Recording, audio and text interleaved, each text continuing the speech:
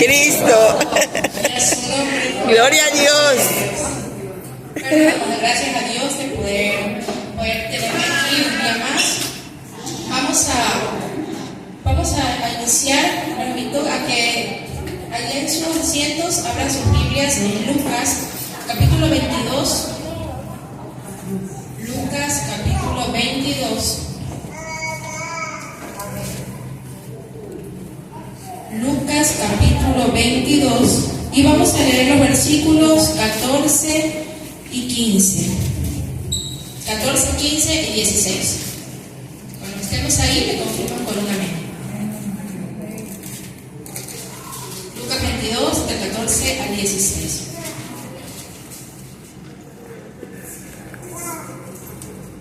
Amén. Vamos a leer la palabra en el nombre del Padre, del Hijo y la comunión del Espíritu Santo. Cuando era la hora, se sentó a la mesa y con él los apóstoles, y les dijo: ¿Cuánto he deseado comer con vosotros esta Pascua antes que padezca? Porque os digo que no la comeré más hasta que se cumpla en el reino de Dios. Vamos a orar. Amado Dios, te damos gracias, Padre. Padre, gracias te damos por tu palabra, Señor. Gracias, Dios, porque hoy podemos recordar aquel sacrificio, Dios, que tú hiciste por nosotros en aquella cruz, Dios mío. Padre, pon mi vida en tus manos, Señor amado, que seas tú hablando a través de mi vida y ministrando, Dios, a través de tu palabra, tu pueblo, Señor. En el nombre poderoso de Jesús, te doy gracias, Padre. Amén y amén. Yo voy a leer en una versión, el mismo versículo, en TLA, dice: cuando llegó la hora, Jesús y sus discípulos se sentaron a la mesa. Jesús les dijo: he deseado muchísimo comer con ustedes en esta Pascua, antes de que yo sufra y muera, porque les aseguro que ya no celebraré más esta cena, hasta el día en que comamos todos juntos en el gran banquete del reino de Dios. Gloria a Dios. Bueno, amados hermanos, como tema tenemos la última cena. Ese es el tema que vamos a ver en esta noche. Pero antes de llegar a ese tema, vamos a ver ciertos acontecimientos que sucedieron antes de la última cena, antes de aquel acontecimiento. Podemos ver también uno de los principales acontecimientos, la entrada de Jesús en Jerusalén, que muchas veces no se predica, y también cuando el Señor lavó los pies de sus discípulos, cuando también fue ungido. Entonces todos esos temas vamos a tratar en esta noche, esperando que nos dé el tiempo, poniendo todo en manos de Dios. Muy bien, amados hermanos, para recordar, la Santa Cena ocurrió durante la celebración de la Pascua judía, que recordaba la liberación de Israel de Egipto. ¿Dónde podemos ver eso? En Éxodo 12. Recordemos la historia, que en ese tiempo fue una semana aproximadamente que comenzaron a suceder una serie de acontecimientos en los cuales, ¿qué sucedió en lo que respecta a la historia? Recordemos que el pueblo de Israel celebraba la Pascua. ¿Qué era la Pascua? Pues era el recordatorio cuando el pueblo de Israel fue liberado de Egipto. Pero a mí me llamaba mucho la atención una parte muy especial y se la quiero compartir. Miren, como en la cena de la Pascua, el Señor les dio una serie de instrucciones. Si nosotros podemos ver en Éxodo 12, el Señor les dio una serie de instrucciones, cómo ellos tenían que celebrar la Pascua.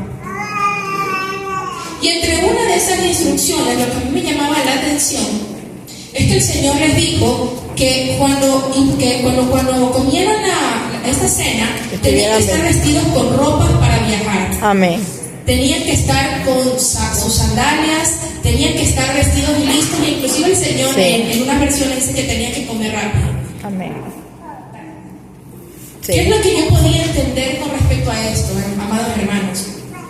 Que los israelitas, cuando ellos se sentaron a comer esta cena de la Pascua, todavía no habían sido libres.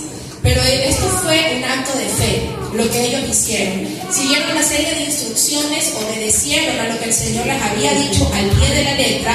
Y lo que me gusta y de verdad puedo rescatar de esto es que aún sabiendo que no habían sido libres, ellos tomaron una actitud como que si ya lo fueran.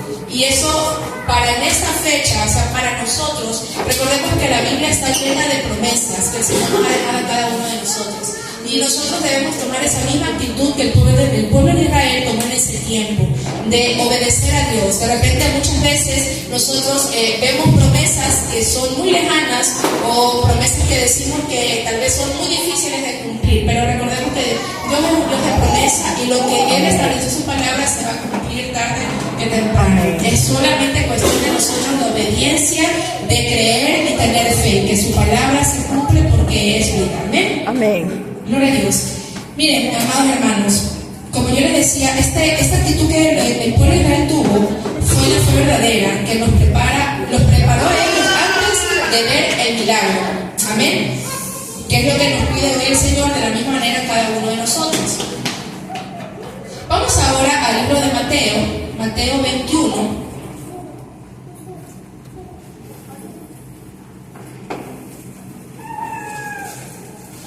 Mateo capítulo 21.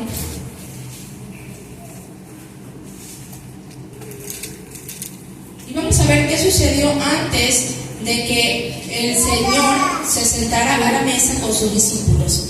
En estos versículos de Mateo 21 encontramos la entrada triunfal del Señor a Jerusalén, que fueron uno de los acontecimientos. Ahí vemos en Mateo 21, dice la entrada triunfal a Jerusalén.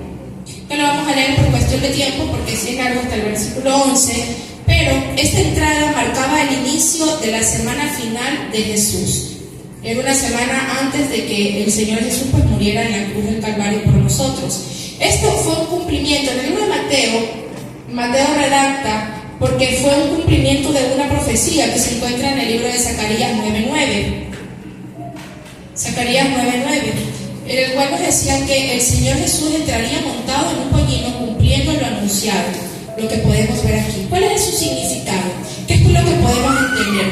Jesús se presenta públicamente como un rey, ¿verdad? Recordamos que la gente, el pueblo lo recibe al Señor Jesús, pero recordemos que ellos tenían un significado diferente realmente a lo que el Señor Jesús había venido a hacer. Ellos esperaban que el Señor de repente se sentara en un trono, se sentara en una silla, pero el Señor no vino a imponer nada, no vino con la autoridad que de repente el pueblo de Israel pensaba que el Señor los iba a rescatar de esa manera, porque recordemos que el reino de Dios es muy diferente a lo que nuestra mente puede entender. Su reino no era terrenal, que era lo que el Señor Jesús quería que su pueblo lo entendiera. No era terrenal, su autoridad no era de imposición de poner, era solamente que nosotros lo recibiéramos. Y la victoria que él quería traer al pueblo no era por fuerza, sino por aquel sacrificio que iba a ser más adelante. El clamor del pueblo, en el cual el pueblo gritaba Hosana al Hijo de David, ¿qué significaba? Sálvanos ahora. Miren, y lo que yo puedo rescatar aquí es que el pueblo reconocía la necesidad de un Salvador. El pueblo sabía la necesidad de un Salvador. Identificaron a Jesús como el Mesías. Pero el problema es que ellos esperaban un líder político, alguien que viniera a tener, como yo les decía, esa autoridad. Esperaban la salvación política, pero más no espiritual. Por eso que vemos más adelante que este mismo pueblo que les decía Hosana al Hijo de David era el mismo pueblo que luego se rebeló en contra de Dios y gritaba crucifíquenlo, porque no pudieron entender el verdadero significado de aquel sacrificio o de lo que el Señor venía a hacer. Como segundo punto, antes de la Santa Cena, vemos también que Jesús limpia el templo, que es un punto también que me llama mucho la atención y lo podemos ver en Mateo así mismo 21, del 12 al 13, podemos leerlo. Purificación del templo, ahí mismo dice. Y entró Jesús en el templo de Dios y echó fuera a todos los que vendían y compraban en el templo, y volcó las mesas de los cambistas y las sillas de los que vendían palomas, y les dijo: escrito está, mi casa, casa de oración será llamada, mas vosotros la habéis hecho cueva de ladrones. Yo podía profundizar en este punto. ¿Por qué es tan importante la purificación del templo? ¿Qué es lo que pasaba en el templo? ¿O por qué el Señor Jesús tuvo esa actitud, verdad? Cuando Él llega al templo y ve toda esta escena de que realmente el templo había perdido la verdadera esencia. cuál era la esencia de la oración, la adoración, tener un encuentro con Dios, pero ellos lo habían convertido en algo comercial. Inclusive, ¿qué es lo que pasaba? Que como en ese tiempo los gentiles también se acercaban para comprar los animales, para la purificación, todo eso, dice que muchas veces estas personas que vendían todo este tipo de cosas engañaban a las otras personas también al momento de cambiar las monedas, no les daban el cambio exacto. Entonces todas estas cosas lo que el Señor hizo realmente cuando Él se molestó fue porque se había desviado el verdadero propósito que tenía el templo, porque el templo había perdido su propósito, es decir, ya no había una adoración, sino que se había convertido en algo corrupto. El templo estaba diseñado para ser un lugar de encuentro con Dios, sin embargo lo habían convertido en un lugar de comercio. Por eso vimos la frase que el Señor dice: mi casa será llamada casa de oración, pero ustedes la han convertido en una cueva de ladrones. ¿Qué es lo que quiere decir esto? Dios no habita donde hay desorden espiritual, que es lo que podemos ver trasladando esta palabra ya a nuestras vidas actuales. Dios no puede habitar donde hay un desorden espiritual. Y miren, podemos ver principios que la Biblia establece. Por ejemplo, antes de la Pascua, que podemos ver en el libro de Éxodo, el Señor, ¿qué les dijo? ¿Cuáles fueron una de las normas que el Señor les dio al pueblo de Israel? Que tenían que quitar la levadura, que eso simbolizaba el pecado, ¿verdad? Antes de la Pascua, pues ¿qué más le dijo el Señor? Que luego de eso venía la liberación, que fue lo que ellos hicieron. Antes de que el pueblo recibiera la ley, ¿qué el Señor los envió a hacer? Los envió a santificarse. ¿Qué más? Antes de cruzar el Jordán, Dios también llamó al pueblo a consagrarse. ¿Qué quiero que podamos ver a través de esto? Que siempre se repite el mismo patrón en la palabra: purificación, presencia y manifestación. ¿Cómo puedo darme cuenta de eso? Hoy mismo en Mateo 21:14, luego de que el Señor purifica el templo, dice el versículo 14: y vinieron a Él en el templo ciegos y cojos y los sanó. ¿Qué es lo que quiero dar a entender con esto? Que es necesaria muchas veces la purificación o la limpieza del templo para que haya milagros, que fue lo que pudimos ver aquí, que se acercaron a Él y hubieron milagros, hubo sanidad, que es lo que nosotros realmente muchas veces venimos a la iglesia y anhelamos realmente que la presencia de Dios se mueva en este lugar, en nuestras vidas, y que realmente creo que todos algún momento hemos anhelado ser partícipes de un milagro o ver realmente los milagros que muchas veces escuchamos que pasan en otros lugares, pero el sinónimo de limpieza realmente o la purificación, cuando muchas veces el Señor nos confronta, no lo hace con el afán de que nosotros nos ofendamos o nos alejemos, sino que el Señor realmente lo que quiere es que nuestro corazón, recordemos que ya el templo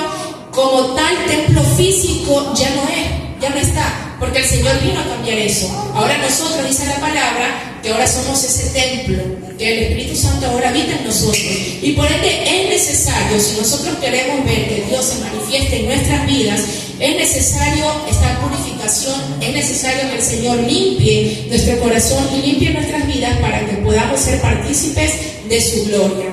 Amén. Otro punto importante que yo puse aquí: ¿cómo se conecta o qué principio hay entre la limpieza o la purificación del templo con la Santa Cena? Porque recordemos que ese es el tema que estamos viendo en esta noche. Entonces, como yo les decía, ya no hablamos de un templo físico, sino hablamos de corazón. ¿Qué es lo que quiere el Señor? Miren, el problema en este tiempo, de lo que leímos aquí, fue un problema de sustitución. ¿Por qué de sustitución? Porque lo que hizo el Señor, o se dio cuenta, es que el templo físico en este tiempo lo habían cambiado o sustituido por otras cosas, que muchas veces lo que a nosotros nos pasa. ¿Por qué nos pasa? Porque somos humanos y muchas veces es fácil que dentro de nosotros cambiemos o sustituyamos o llamémosle a esto por su nombre, idolatría, que pongamos por encima de Dios otras cosas que nosotros creemos que son más importantes. Eso pasó en ese tiempo. Ese fue el celo que tuvo el Señor Jesús cuando se dio cuenta que el principio o realmente el verdadero propósito, el objetivo de ir al templo, de buscar a Dios, de adorarlo, se había cambiado y se había convertido en un comercio. ¿Qué nos lleva esta palabra a nuestras vidas actuales?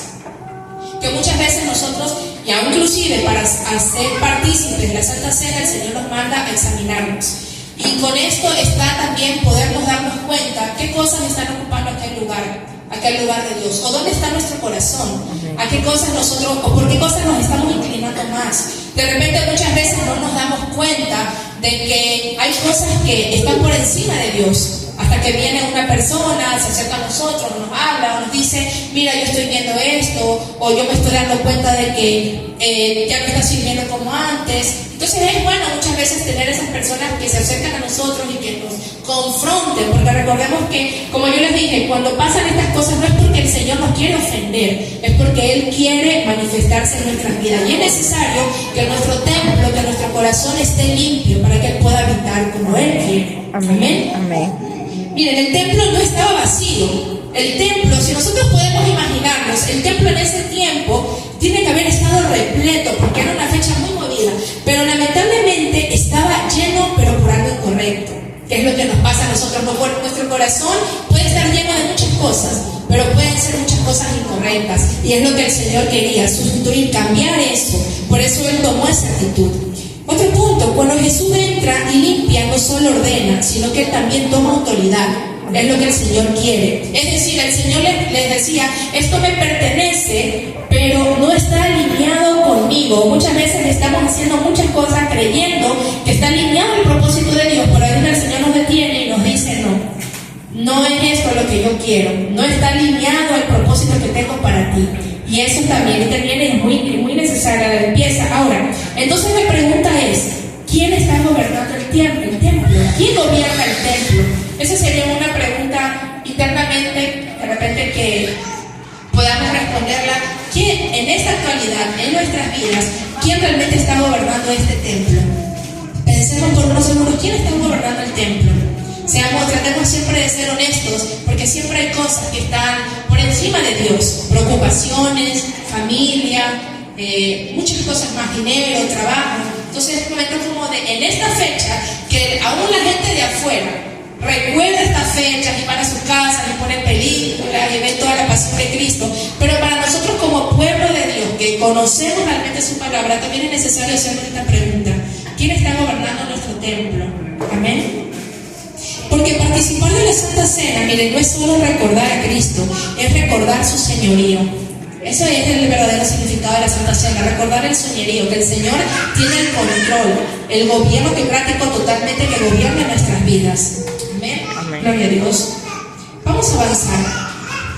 Otro punto que quiero resaltar también es la preparación que hubo antes de la Pascua. Lucas 22, vámonos todos ahí. Lucas 22. Lucas 22, versículo del 7 al 13. Bueno, yo voy a leer los primeros versículos. Voy a leer el versículo 8. Dice: y Jesús envió a Pedro y a Juan diciendo: id, preparadnos la Pascua para que la comamos. Ellos le dijeron: ¿dónde quieres que la preparemos?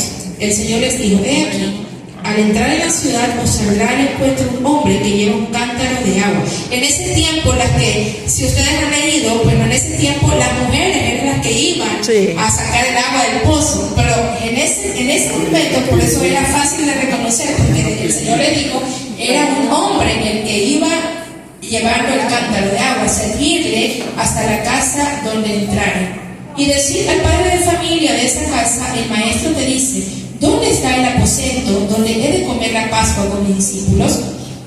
Entonces él les mostrará un gran aposento alto, ya dispuesto a preparar allí.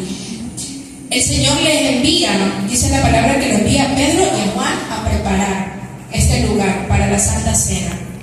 Preparar el lugar es parte del proceso espiritual. Porque es tan importante que antes de que recordemos el acontecimiento, de repente los discípulos todavía no sabían realmente todo lo que iba a suceder. Pero fue tan importante que antes de eso se preparara el lugar para aquel acontecimiento que estaba a punto de suceder. Los discípulos no solamente estaban organizando un espacio físico, estaban preparando el ambiente para uno de los momentos más importantes de la historia. ¿Qué es lo que yo aprendí de esto? ¿Qué nos enseña esto? Lo que parece simple para ellos, preparar una mesa o una cena, puede ser parte de un propósito eterno. Y yo recordaba algo: ¿cuántas veces nos han enviado a hacer algo? Y nosotros lo minimizamos y muchas veces no queremos y decimos: ay, ¿por qué me envían a hacer eso?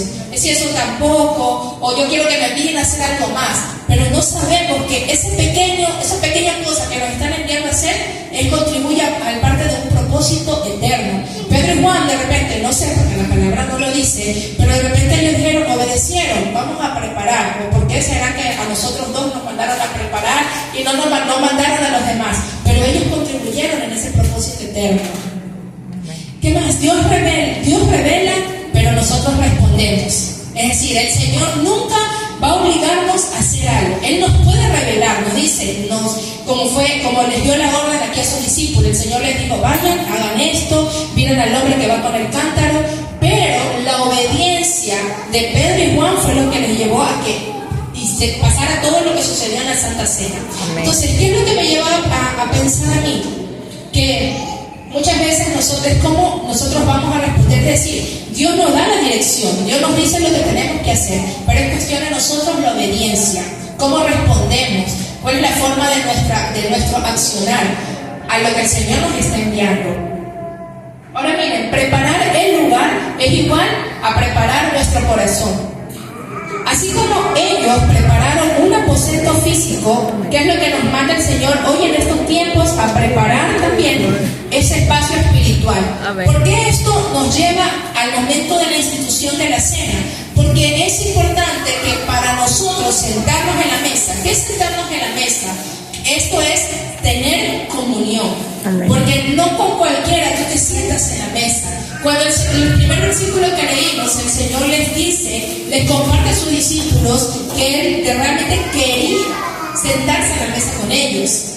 Entonces esto revela la intimidad que había entre el Señor Jesús y sus discípulos.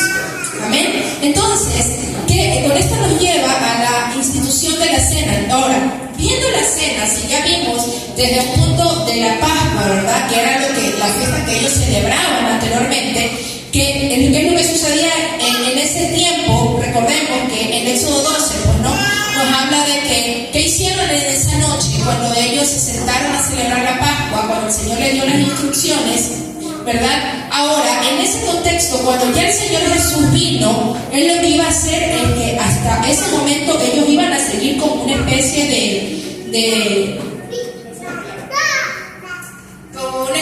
ya no de algo que se iba a repetir todo siempre, ya no iba a tener un significado, sino que cuando el Señor Jesús ya vino y se sentó en la mesa ahora con sus discípulos, sí, iba a haber un nuevo pacto. Es decir, lo de ya no tendría vigencia, porque ahora entraríamos en un nuevo pacto eterno. Amén. Que es lo que el Señor iba a hacer. Por eso Él instituyó esta nueva cena.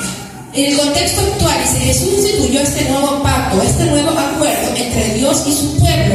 Recordemos que antes el pueblo, para la expiación o el perdón de los pecados, tenía que sacrificar animales. El Señor Jesús ahora iba a hacer ese sacrificio, como lo leímos en esta noche, que lo hizo una vez y para siempre. Ahora su sangre sería la que quitaría el pecado de todos los que confiaran en Él. Ese era el verdadero sacrificio.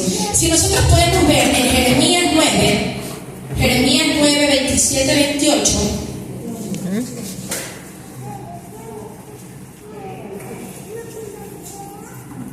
Jeremías 9, 27, 28.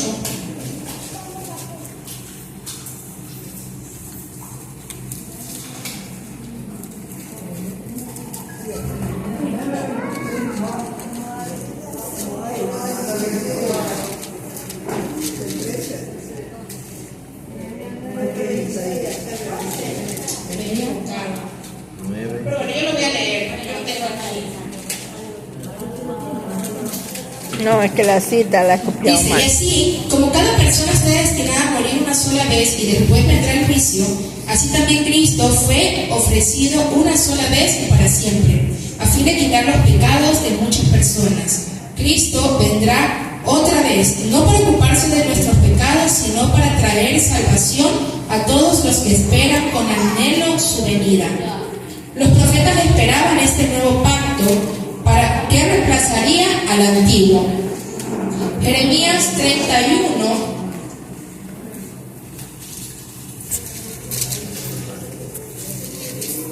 Jeremías 31, del 31 al 34.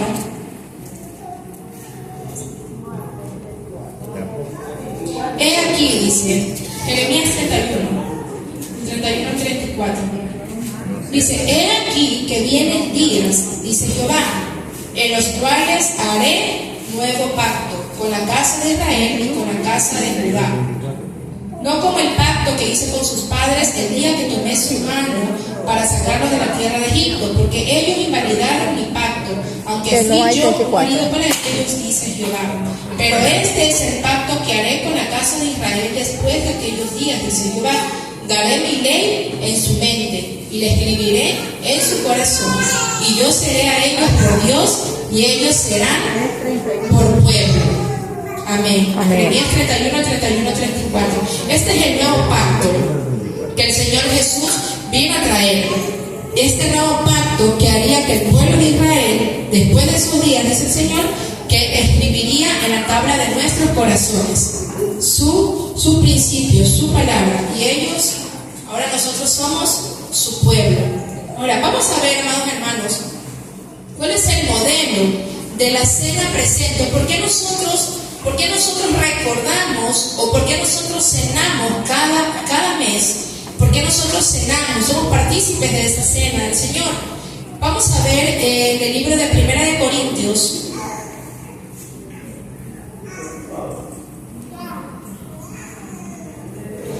Primera de Corintios 11.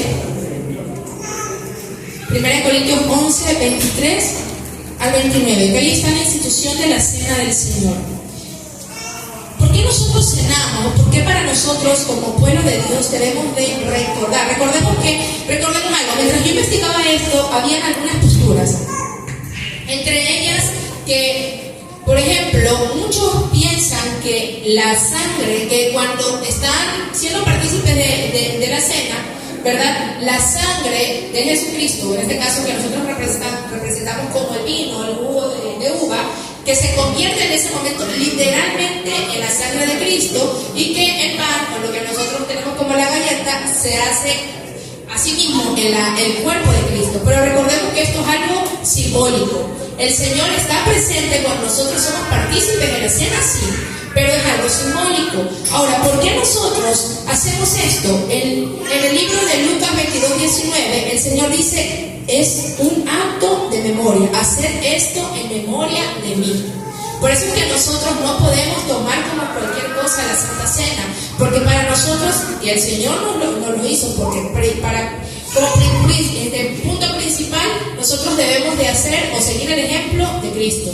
Todo lo que Él hizo aquí en la tierra, que fue un ejemplo para nosotros. El Señor se sentó en la mesa con sus discípulos, por ende nosotros también debemos de ser participantes de la Santa Cena, porque esto es un recordatorio, es hacer acto de memoria, porque el Señor nos lo manda, recordar el sacrificio, no como algo rutinario, porque muchas veces lamentablemente se ha hecho así, como una rutina, pero no, es realmente hacer memoria, recordar aquel sacrificio que el Señor hizo por nosotros. Primera de Corintios 10, del 16 al 17, dice que es comunión, participamos del cuerpo de Cristo como un solo cuerpo.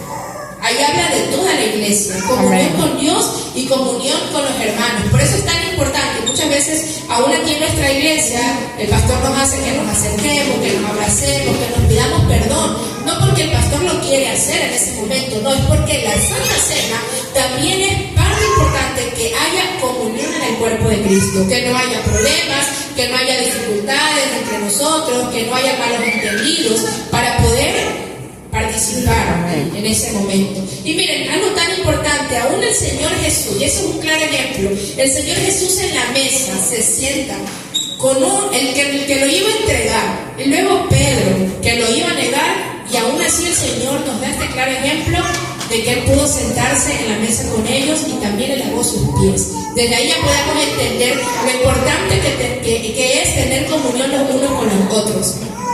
Primera de Corintios 11, 28 también nos manda a examinarnos, a revisar nuestro corazón, arrepentirnos de una forma verdadera, sincera, no solamente con palabras, sino un arrepentimiento genuino. El 1 Corintios 11:27 también que nos dice es un acto de reverencia. Por eso es que aquí también nos habla, en el versículo 27, nos dice, tomando la cena indignamente. Y esto es un acto de reverencia, es decir, nosotros no debemos de tomar la cena indignamente. Y muchas veces, ¿qué es lo que sucede? ¿O qué es lo que se practica? De repente por el miedo al que dirán. Yo antes tenía ese pensar, decía, si yo no sé, no los hermanos van a pensar que yo estoy en pecado, o que yo estoy haciendo esto. Entonces, aún yo sabiendo que de repente estaba pasando por algo, no podía cenar, yo cenaba. Aún yo sintiéndome mal. Entonces, ¿por qué? Porque hay una mala interpretación de que muchas veces por el miedo al que dirán, o que van a pensar de mí, o porque no voy a poder hacer esto, no voy a poder predicar, o no voy a poder enseñar, lo hago. Sabiendo que mi corazón en ese momento no está bien con Dios. Y no precisamente porque estamos en algún pecado, sino porque hay muchas cosas, o muchas veces sucede que es preferible abstenerme de cenar. Entonces, ¿para qué? Para evitar caer en esto, tomar la cena indignamente. Porque si nosotros podemos leer más abajo, en el versículo 30, dice, por lo cual hay muchos enfermos y debilitados en vosotros y muchos duermen, es decir, han muerto.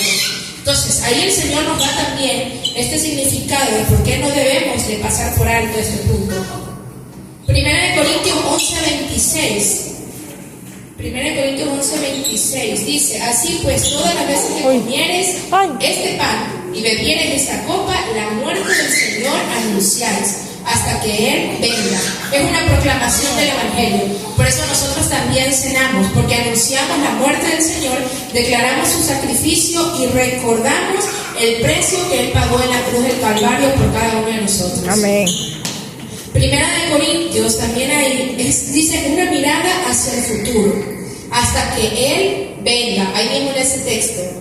Ahí también el Señor nos recuerda de que de repente para el Señor Jesús fue la última cena aquí en la tierra. Y hasta ahora, ¿qué es lo que hace nuestro Señor? Nos espera hasta que Él venga. Y esto nos sirve también de una esperanza para cada uno de nosotros, de que en algún momento ya no vamos a cenar aquí terrenalmente, sino que vamos a estar cenando con el Señor.